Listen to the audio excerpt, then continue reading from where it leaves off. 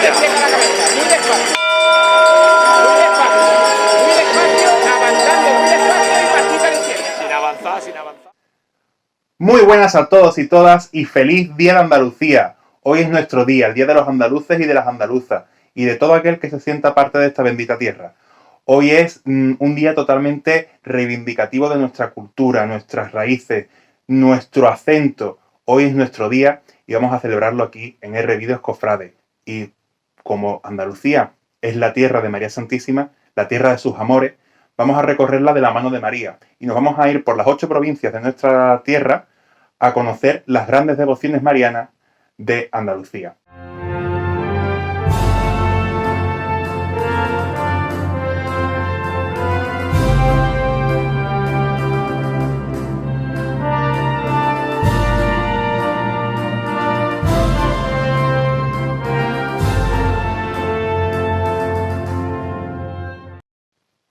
Así que, como os decía, vamos a recorrer Andalucía de la mano de María Santísima y lo vamos a hacer partiendo desde aquí, desde Cádiz, desde Jerez de la Frontera, y nos vamos a ir hasta la otra punta de Andalucía, hasta Almería, para conocer a la Virgen del Mar. En una playa almeriense había una torre vigía conocida como Torre García. En 1502, los vigilantes de aquella torre vieron surgir del mar un torbellino de luces rodeando una silueta. La imagen se acercó lentamente a la playa y tras dar unos pasos se quedó fija en la arena. Uno de los guardias, llamado Andrés de Jaén, se acercó y descubrió una talla de la Santísima Virgen, que en algún momento perteneció a algún barco. Dicen que en torno a la Virgen empezaron a florecer azucenas al momento. Andrés guardó la Virgen en la torre y al día siguiente pidió a los dominicos que fueran a buscarla, y la Virgen fue trasladada a Santo Domingo, donde fue centro de devoción almeriense. En aquellos tiempos, el arzobispo de Granada quiso llevársela, pero el pueblo de Almería no lo consintió. Fue proclamada patrona de Almería el 20 de mayo de 1806 y coronada canónicamente en 1951. Se construyó una basílica que se inició en el siglo XVI. Esta imagen fue dañada durante la Guerra Civil, pero pudo ser restaurada. En la playa donde apareció existe un pequeño santuario a modo de ermita llamado de Torre García, porque se levanta sobre el lugar donde estaba dicha torre. El primer domingo tras el Día de Reyes tiene lugar la romería de la Virgen, cuando ésta es trasladada hasta el santuario. Es la primera romería del año. Tiene hermandades filiales en Sevilla, Madrid y Barcelona. Recibimos a nuestra Madre en la Plaza Circular. ¡Viva la Virgen del Mar! ¡Viva la patrona de Almería! ¡Viva la Madre de Dios! Y ese fuerte aplauso de los hijos de Almería a su madre y patrona.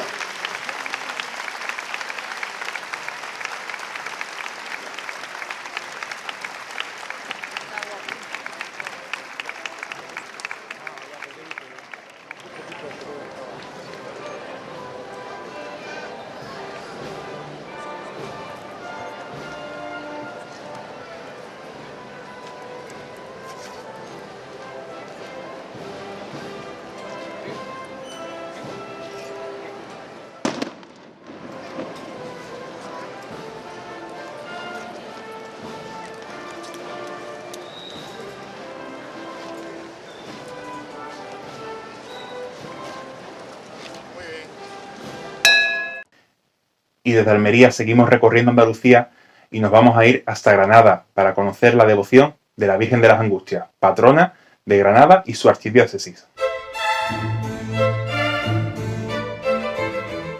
La aparición de la imagen está envuelta en la bruma de la leyenda. En el paraje cercano al río Genil, llamado de las Tinajerías, existió un moravito musulmán que a la conquista de la ciudad de Granada por los reyes católicos fue sacralizado y convertido en una ermita dedicada a las santas Úrsula y Susana.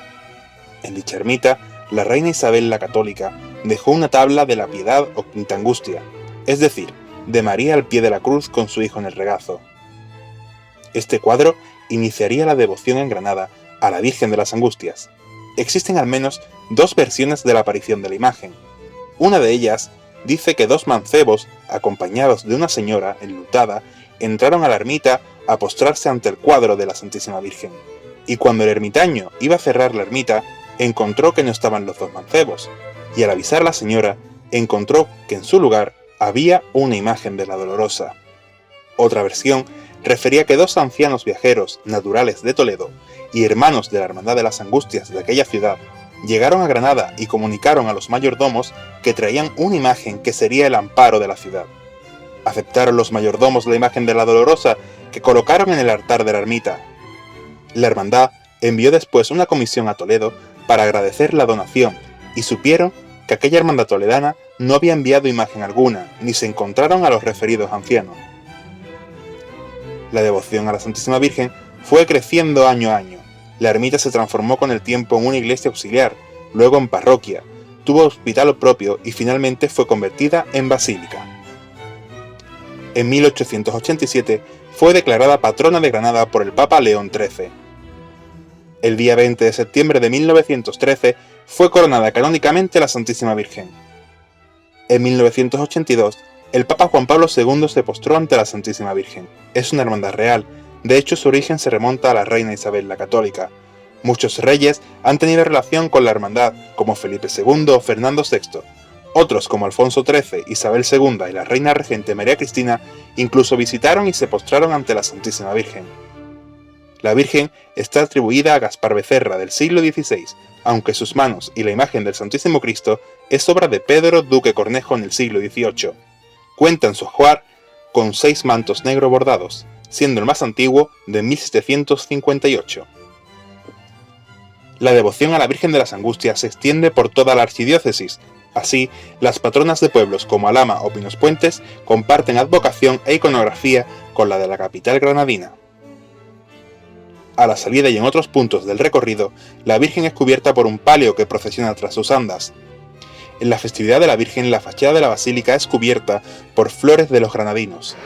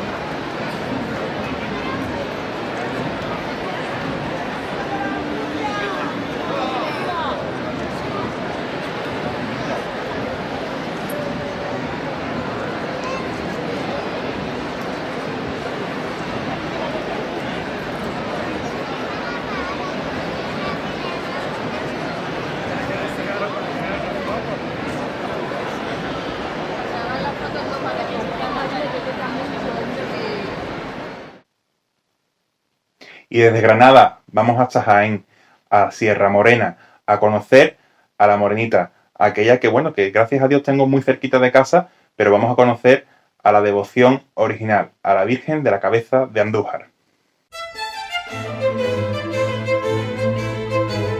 Según relata la tradición, un pastor de Colomera, llamado Juan Alonso de Rivas, pastaba sus ovejas en Sierra Morena, cerca de la cumbre del Cabezo. Estaba aquel pastor entrado en años y sufría de una parálisis del brazo izquierdo.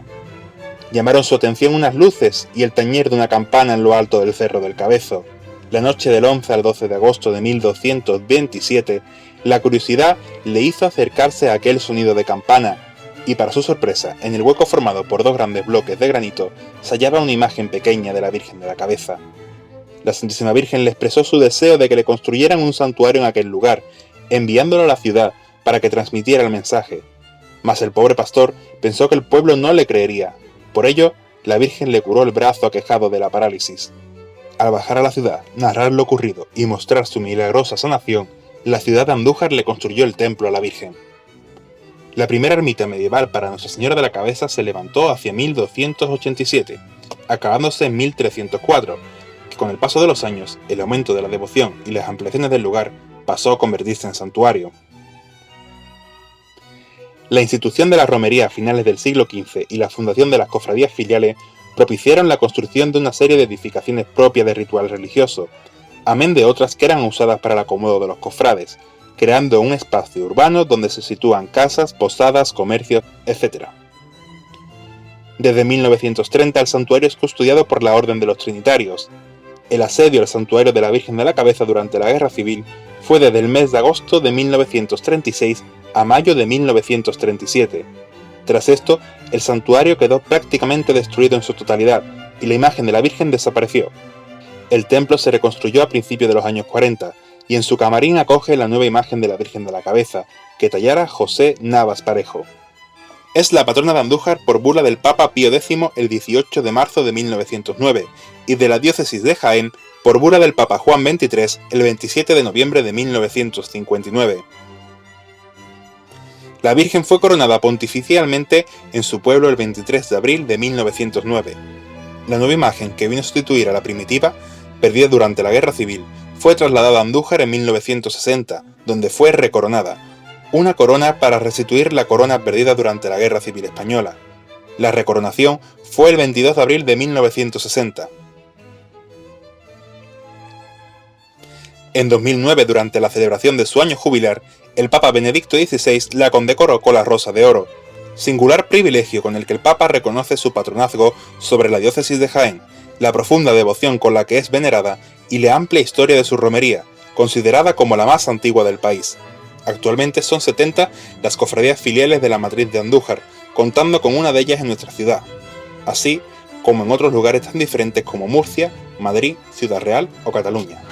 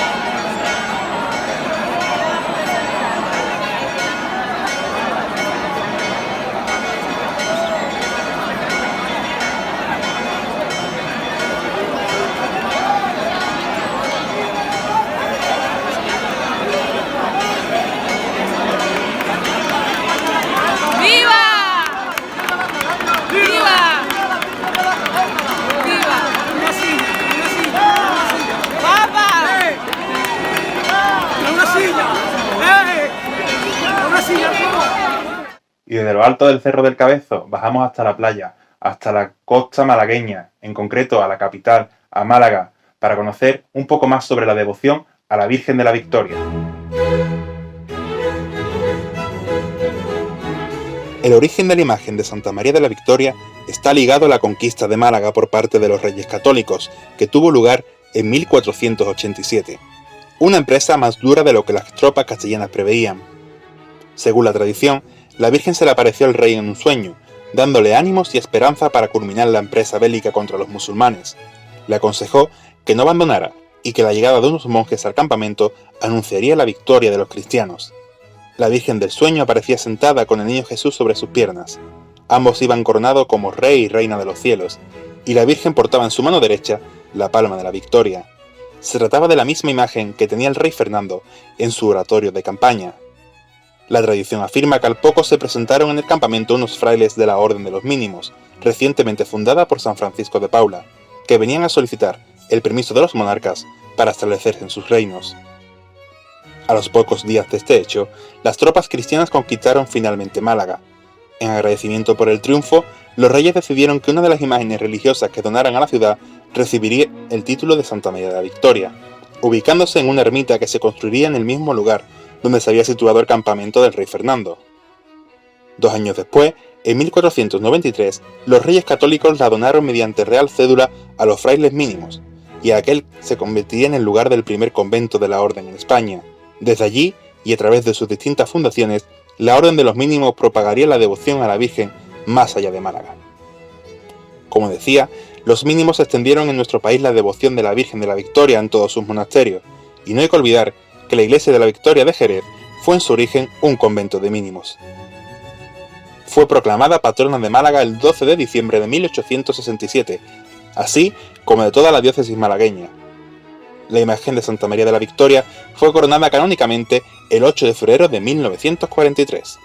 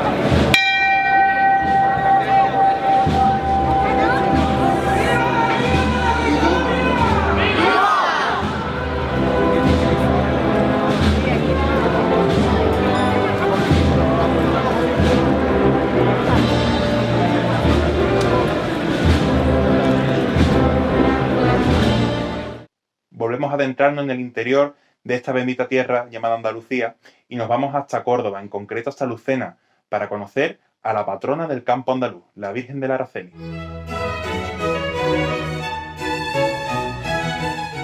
Según cuenta la tradición, estando en labores diplomáticas en Roma, el segundo marqués de Comares y señor de Lucena, a principios de 1562, quedó embelesado por la belleza del icono venerado en la Basílica de Santa María in Aracoeli, la Madonna di Aracoeli, copatrona de la ciudad de Roma. Tanto fue así que decidió encargar una imagen de la Virgen María bajo la advocación de Araceli, que significa altar del cielo. El domingo 12 de abril de 1562 desembarcó en el puerto de Alicante el marqués de Comares, trayendo de Roma a la Santísima Virgen de Araceli.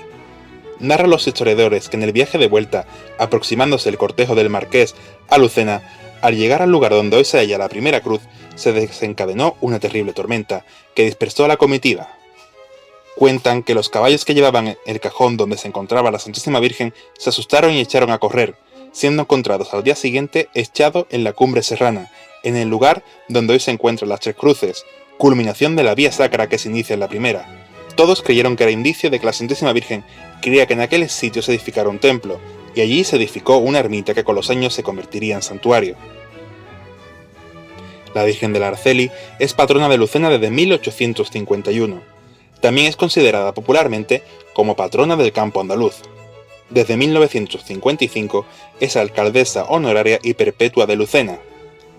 Fue coronada pontificialmente el 2 de mayo de 1948. La Virgen procesiona por su pueblo el primer domingo de mayo, habiendo sido bajada de su santuario el penúltimo domingo de abril, en el que baja en romería vestida de pastora, y tras la procesión es subida de nuevo a su santuario el primer domingo de junio. Tiene varios juegos de mantos, sayas, techos de palo y bambalinas de diferentes colores que alteran los distintos años. Tiene varias hermandades filiales en lugares como Sevilla, Málaga, Córdoba, Almería y Madrid.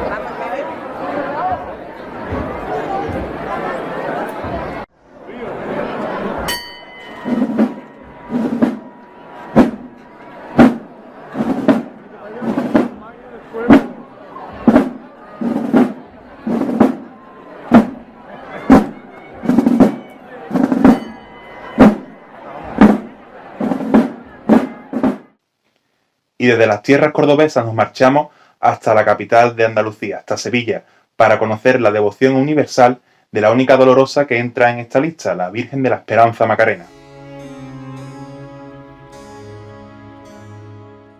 Cuenta la leyenda que un viajero que iba a embarcarse hacia las Indias cayó enfermo antes de subirse al barco y lo llevaron al Hospital de las Cinco Llagas, hoy sede del Parlamento andaluz. No se pudo hacer nada por su vida y murió. Al cabo de un año, nadie reclamó el cadáver y el hospital decidió quedarse con lo que él llevaba.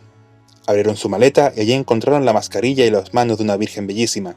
A pesar de la belleza de la imagen, las monjas que se hicieron cargo de ella no encontraron un altar donde colocarla debido a la falta de espacio en la capilla, así que la guardaron en un lugar secreto. Unos años antes, a finales del siglo XVI, se había fundado una hermandad en el antiguo convento de San Basilio. Esta hermandad solo tenía un crucificado que procesionaba en Semana Santa. Con el paso de los años decidieron adquirir una virgen a la que darían advocación de la esperanza. La leyenda nos dice que a mediados del siglo XVII se necesitaba en el hospital un reloj con campana para los servicios religiosos. Providencialmente, la hermandad tenía un reloj que les había donado un devoto, pero no lo utilizaban porque ya tenían en el convento de San Basilio. Entonces propusieron cambiar la Virgen por el reloj. Pero no era tarea fácil, ya que el administrador del hospital no quería perder del todo la imagen, por lo que exigió que no constase como permuta definitiva, sino como cesión temporal sine die. La hermandad podría anular el acuerdo cuando quisiera, pero no así el hospital, que solo podría romper el contrato si la imagen entraba de nuevo en los terrenos del hospital. Por este motivo, la Hermandad de la Macarena no se atrevía a pasar con su Virgen el pórtico del hospital. No obstante, en 1846 se derrumbó el techo de San Gil mientras la hermandad realizaba su estación de penitencia. Ante la imposibilidad del regreso a su templo, dispusieron los oficiales de esta corporación que la cofradía entrara en el recinto sanitario. Hizo la entrada el cuerpo de nazarenos y el paso de misterio, atravesando de igual forma el cancel el grupo de penitentes de la Esperanza. En ese momento, uno de los presentes, un anciano, a voz de grito clamaba que no entrara la Virgen en el hospital, por lo que conocía los términos del contrato.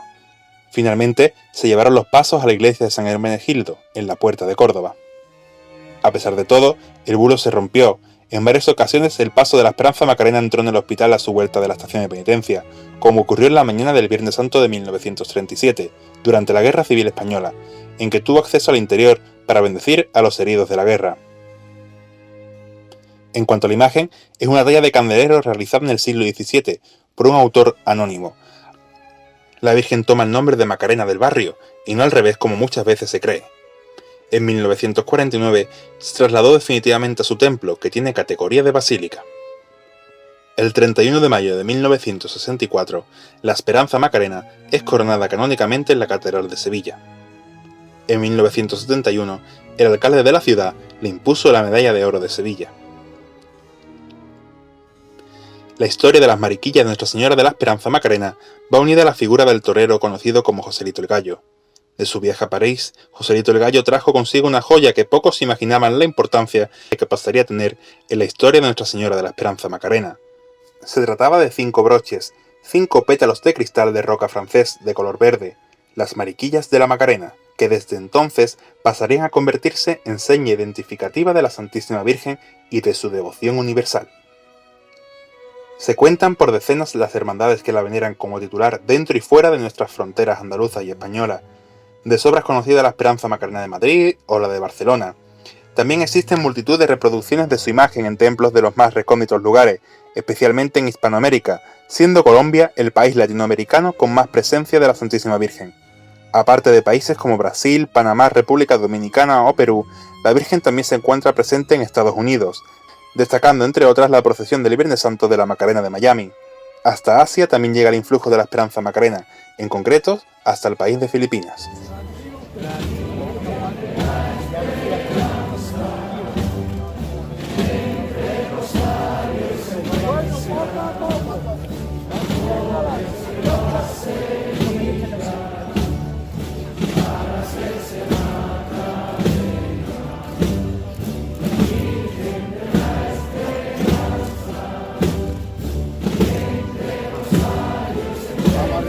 Vamos arriba.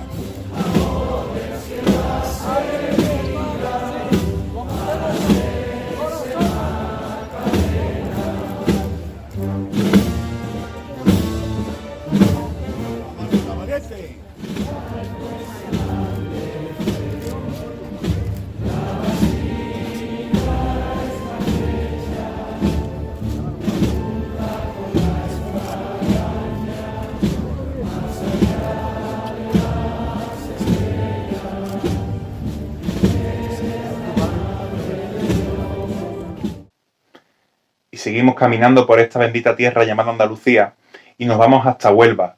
Y hablar de Huelva es hablar de la Virgen del Rocío, de la patrona de Almonte y que muchos consideran incluso patrona de Andalucía. Vamos a conocer un poco más, si se puede, sobre esta devoción almonteña.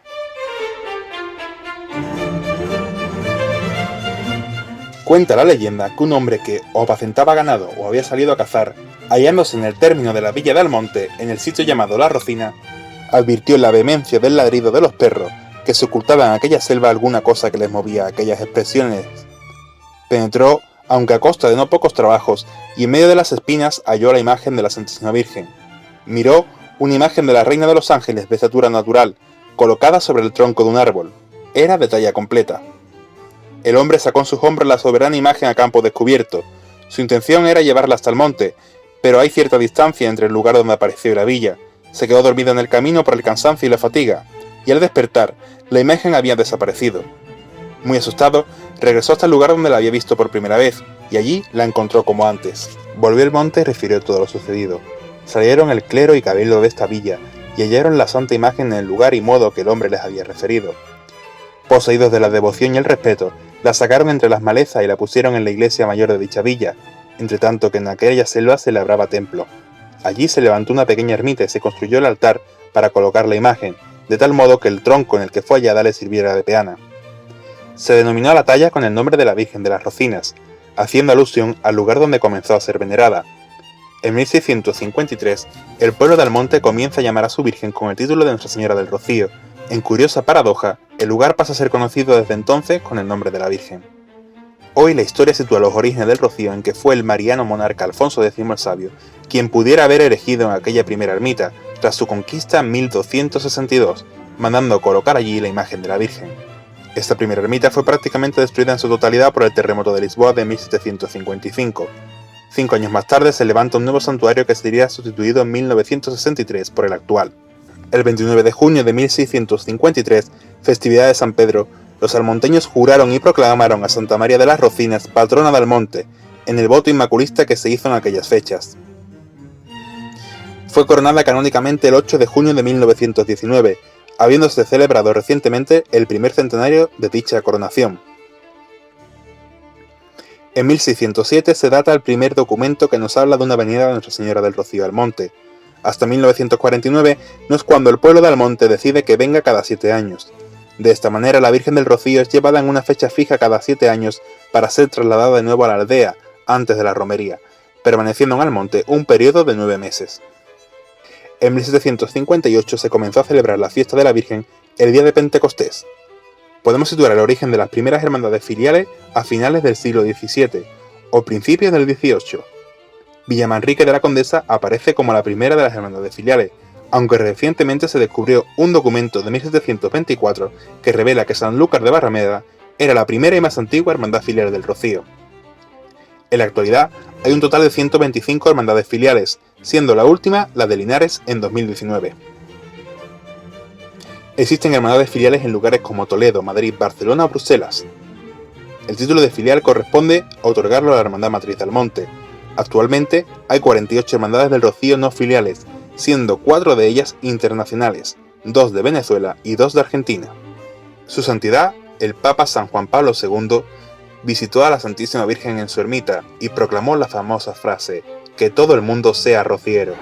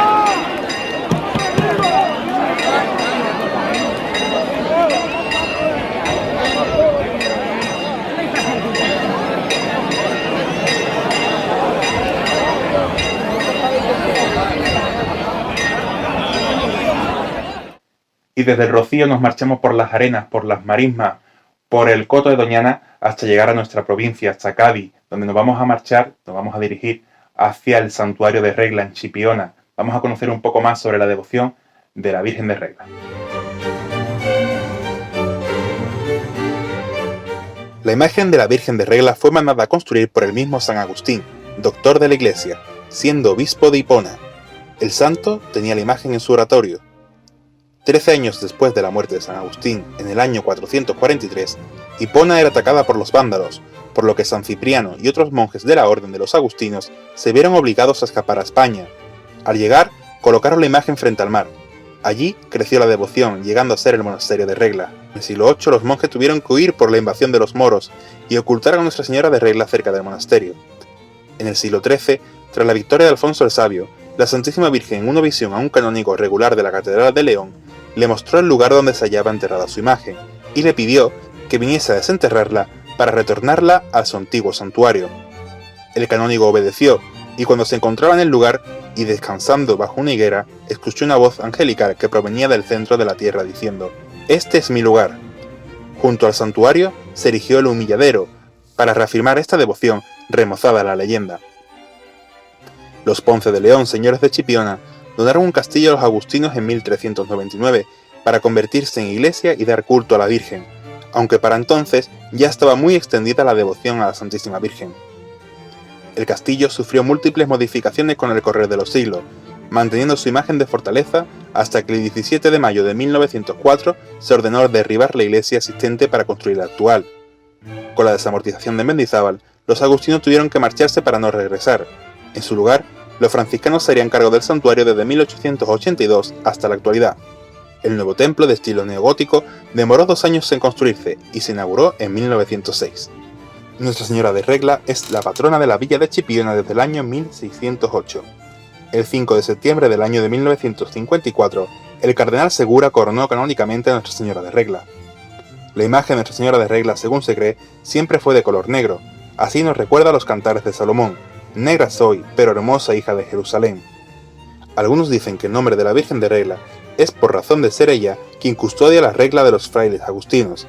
Esto no es de extrañar, ya que el mismo San Agustín era un gran devoto de la Virgen María. Hoy día, Nuestra Señora de Regla se venera en España, Cuba, Miami, México, República Dominicana, Filipinas y los Países Bajos. Mírala, mírala qué bonita. Esta derecha atrás. La izquierda adelante. Juanma. La izquierda adelante.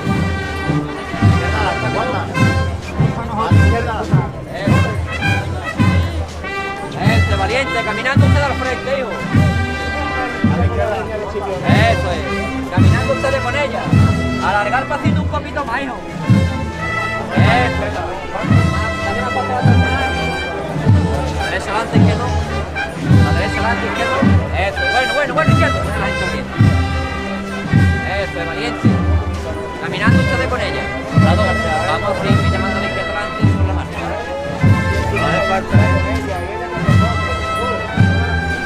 Eso es, valiente, hasta el final ustedes, hijo. ¡Ole, ole! Ahí, valiente, ahí. Duro con ella, valiente. La mesita, planita para la Virgen, ¿eh?